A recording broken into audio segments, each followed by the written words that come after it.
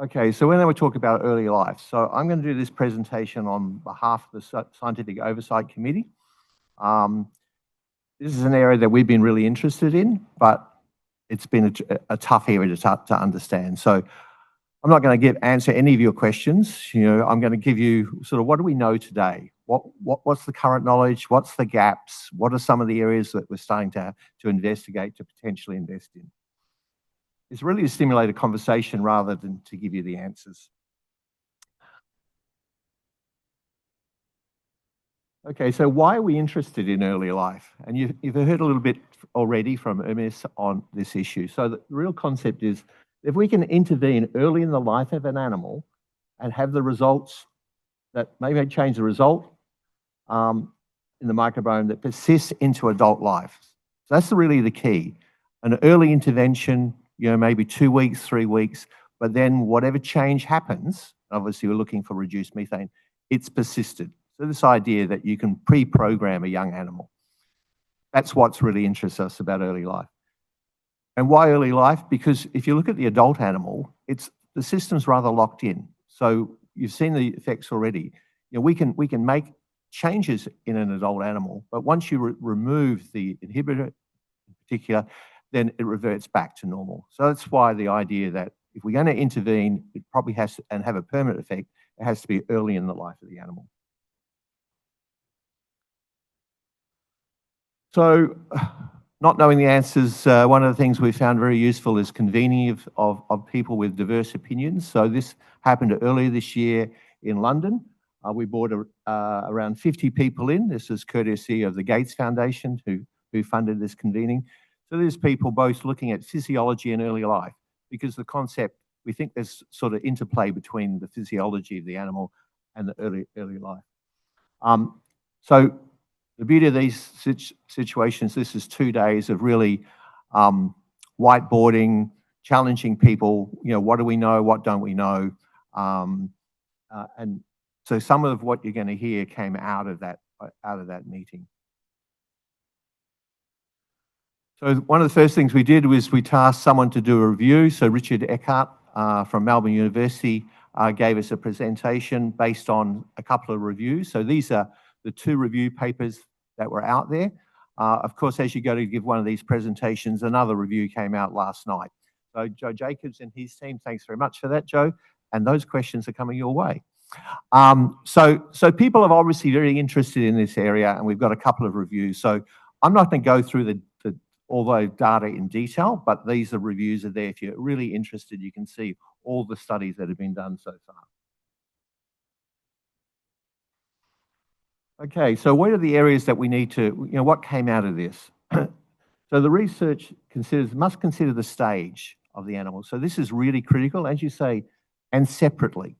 Because if you've seen in some of the studies, people feed early, but then they keep going for 8 weeks or so. So these are really discrete phases that we need to understand.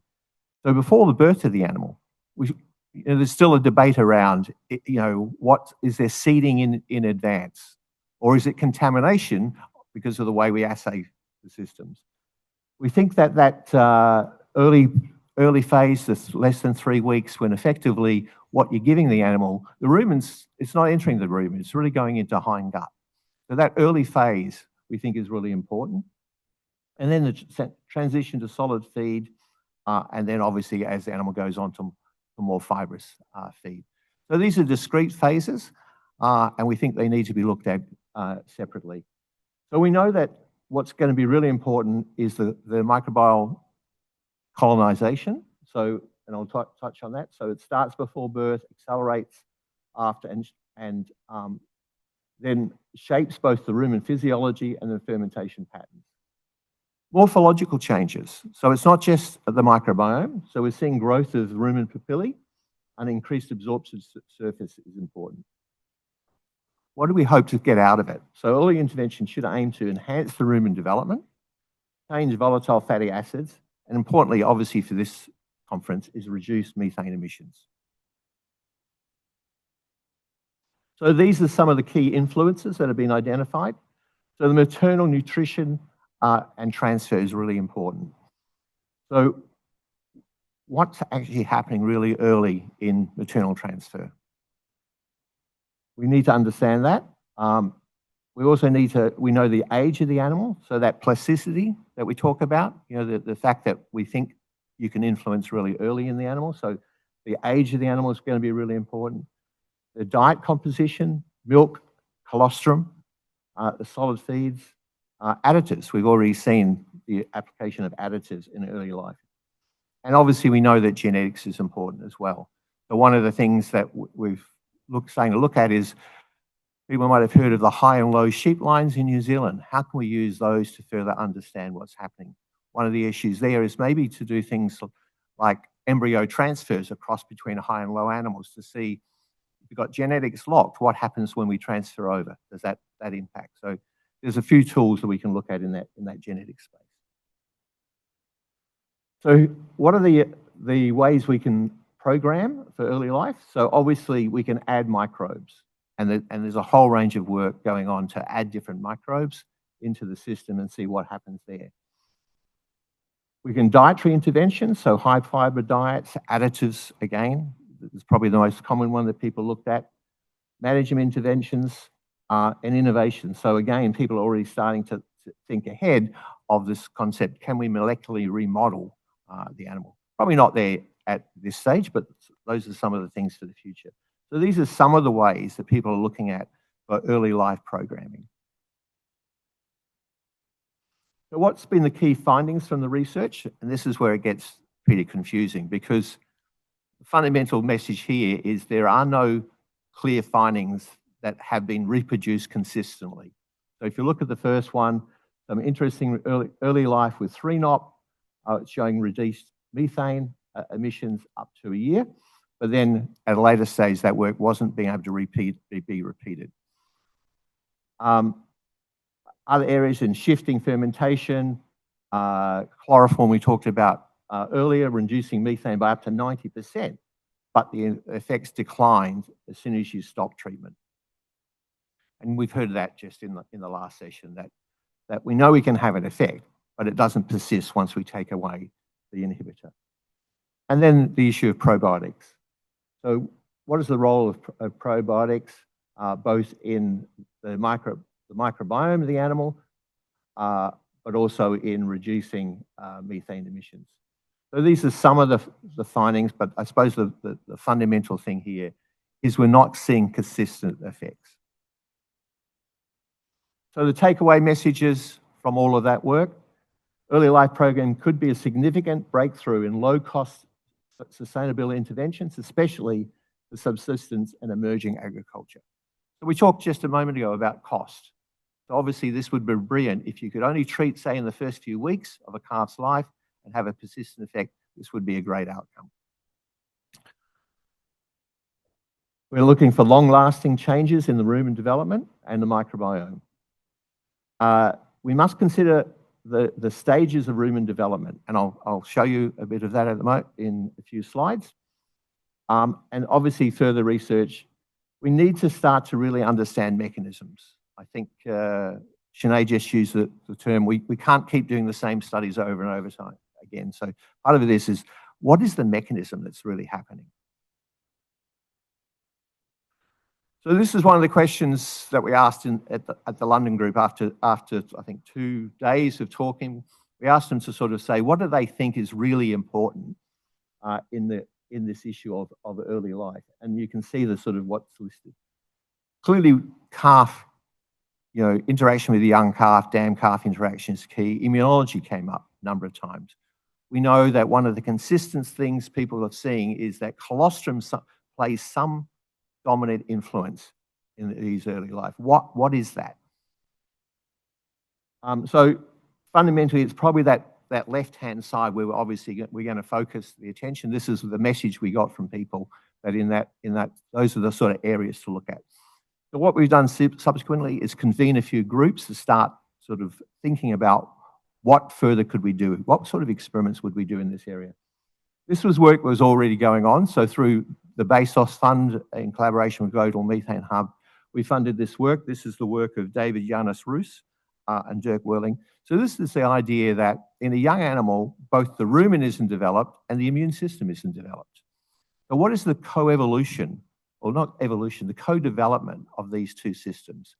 So this is what they've done. They've taken, this work was done in, I think Dave, he did his work originally in goats, but this work, we got him to do this work in cattle. So just fundamental questions of where does the microbiome come from? So he sampled, every part of the animal, including the environment as well, to start to ask that question, where does that microbiome come from? How early do we see an interaction between the immune system and methanogens? And interestingly, what we are seeing is that we are seeing antibodies early in the life of an animal. So obviously they're coming across from the dam. So there are low levels of antibodies to methanogens. Probably not surprising when we think about the rumination and the ructation of these organisms, that they do get exposed. Remember, the rumen is an inert immune space. There's no real immune tissues in there. So it has to, the interaction with the methanogens has to occur somewhere else. And some of this work is, can we tag a methanogen so we can trace it in an animal? So this is early stage. They've done some of the experiment. They're still analyzing all of this data. We just funded some more work to look at that early immune reaction. We think a lot of it's the innate system. They're looking at what sort of innate signals occur early in the interaction between methanogens and the immune system. This is just a few cartoons to show that. I think, for people who aren't necessarily familiar with the cow, it's quite amazing how fast this organ grows. So there's just a cartoon. I'll show you some real data in a minute. So this is organ starting at less than 300 milligrams and then growing quite substantially. And you also see that colonization. It starts early and then it really accelerates.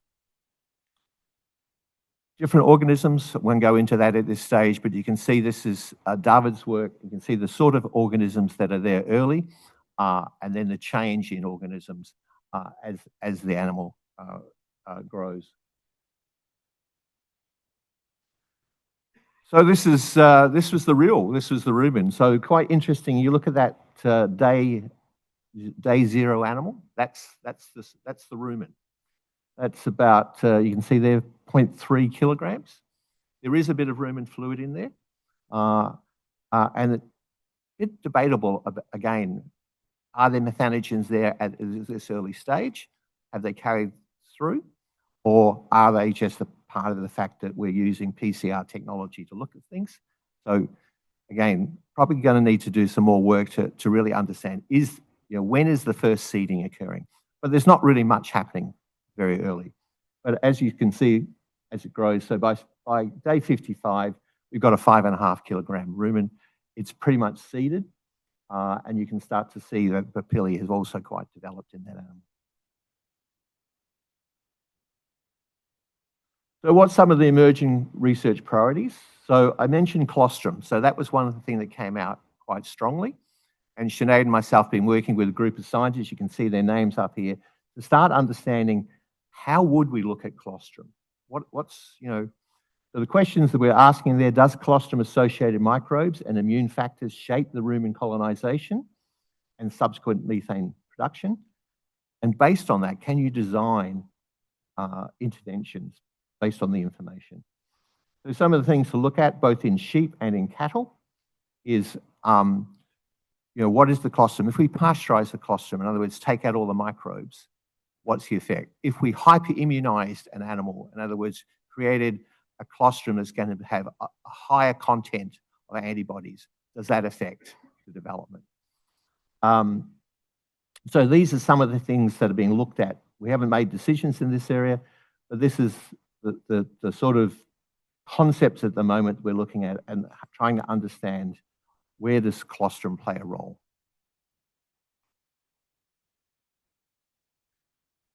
The other work, this is Dipti Peters' work. So she has been for a while looking at the role of particularly of probiotics, so a consortium of organisms in the first 8 weeks of life, which results in a reduced methane production and improved productivity. So again, this would be the holy grail, and we've just heard about that too, if we could get methane reduction and productivity. and persists for 12 months. So again, these aren't going to be quick experiments because the whole idea is you've got to treat early and then you've got to really monitor how far out before you say it's persistent. Is it 6 months? Is it 12 months? What is it? So, and obviously here you're looking at productivity as well. So this is early stage work, but work that's quite promising. And also the Greener Cattle Initiative, they joined us in the meeting in London and they've put out a call. This is a selective call to a select group of principals to look at the impact of maternal and early life interventions on reducing enteric methane later in life. And this is a close of the 1st of July. So it's not an open call, but just to make you aware that we're not the only people in this area that think this area is interesting. That there's several groups obviously think the early life is an interesting area to look at. And a quote I like, Samuel Johnson, "Nothing will ever be achieved if all possible objections must first be overcome." As a researcher, as putting in grants, you can always find a reason not to do something. But that's not the answer. The answer is choose smart experiments, really start to understand mechanisms, not just the simple experiments. We really need to understand the mechanism. So I've always liked this quote. And with that, I'll open up to some questions and hopefully some good discussion.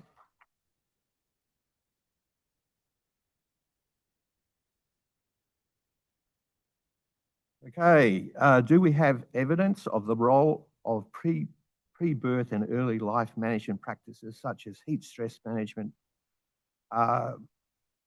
high solid, high milk intake, health management? I think the answer is there's data, but it's not consistent data.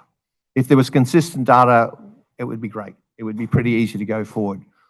There isn't consistent data that I can see in any of these areas. And there's also probably a situation where, classic with researchers, we'll throw the kitchen sink at it. So we'll try everything. So when you try to then work out, well, was it because you treated really early or was it because of what intervention you did? So that's why we need to tease it about. We need to really look at people, just look at that first 3 weeks. Just focus on that and see what happens. So the answer to that question is, yes, there is data, but no, there isn't. There is no, to my knowledge, and Joe here, question, Joe, is there consistent data in the area? Joe, you're not listening. Oh, okay. I wouldn't bother.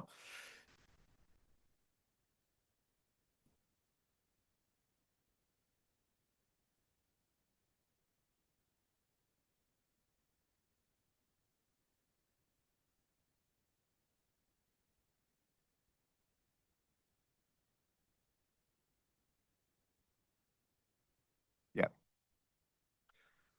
Do you see a greater opportunity for epigenetics on the animal side or the microbiome side?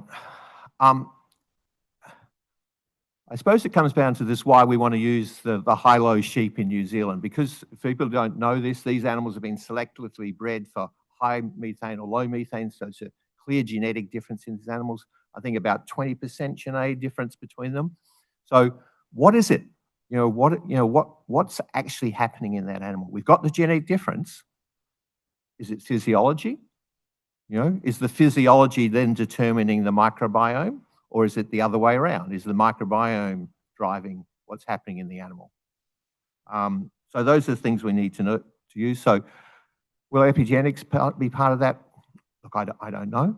But that's one area that we really want to use those animals, and that's why this idea of the embryo transfers will be quite exciting.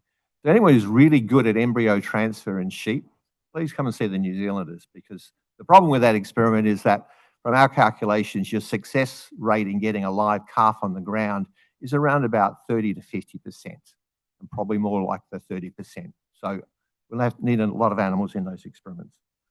At what age is cattle typically vaccinated, pre or post rumen development? So most cattle are vaccinated, 8 to 12 weeks for the first dose, 4 weeks later for the second dose, depending on the vaccine you use. So there's not much use that young animal when the immune system's really not fully developed. So it's generally around that 8-week period, but it'll vary a little bit with the vaccine you're using as well. How much colostrum enters the rumen via the groove? So my understanding of that is that very little colostrum enters the rumen early on because of the esophageal groove being shut down. So it's actually flowing straight into the hindgut. So again, what's actually happening there? One of the questions, I don't think we've actually come up with an experiment, but is the influence of the hindgut on the rumen? And I think that's one of the intriguing things. If we think about that early feeding, it's not the rumen that we're feeding. So it'll be interesting to see what happens in that space. Okay, I think they're still coming. Could the use of methane inhibitors to overcome lead to future adaptation of colonization? Well, Emerson, I think you said you didn't see adaptation, did you, in your long-term studies? You basically showed that the reduction you saw was consistent up to 12 months, I think. Is that what I just heard? So there's not adaptation there. So obviously what we're wanting to do here is we are wanting to make a change. We want that change to persist. For early life intervention, moving from concept to practical use, what data would be most important to collect and how so? Well, I think the thing I stressed there was we'd really like to understand the mechanisms. We'd like to move away from just let's stick something in and measure the outcome to understanding the mechanism. So when we look at colostrum, what we tasked the group with was how would you tease that apart? So things like, what's actually in the teeth? Are there methanogens there? Is that where they're coming from? What is the role of antibodies? So again, we've got a couple of ways to do that. We can hyperimmunize an animal. We don't have a vaccine today, but we can hyperimmunize with whole organisms, and then ask the question: does that actually change what we see in animals, quite young animals? Okay, I think I've exhausted all the questions there. I have 5 more minutes, guys, of punishment. Sorry. Where does colostrum fit in an early life intervention picture? I think I've answered that one, hopefully. Hindgut impacts, again, we're quite interested in that. If someone's got a really interesting way of looking at that, please come and talk to us.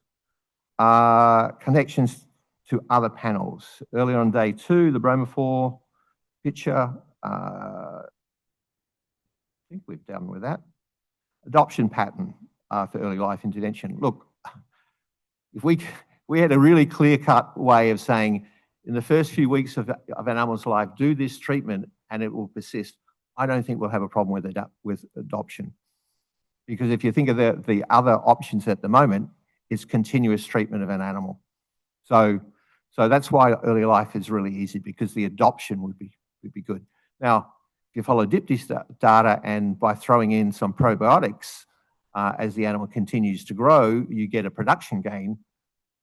Hey, the Holy Grail, you just met the Holy Grail there. So, but again, these are going to be long-term studies. And large number of animals. I think Ermias just commented, if you're looking at productivity gains, you're looking at hundreds of animals. I love the fact when people get up and say, I've tested this in groups of 8 animals and I've got a productivity gain. Most of us sit there and go, probably not. Because it's just almost impossible, because the productivity gains we're getting, they're in a couple of percent. I mean, you're not going to get 10% productivity gain. So you're going to get 1%, 2%. 1-2% is worth real money. But that means a lot of animals. And I think, Ermias, your thought was, you want a couple of thousand animals and feedlots? Yeah, you'd start to see that. What would unlock progress? Understanding the mechanisms. We understood what the mechanisms were, then we can really target the interventions.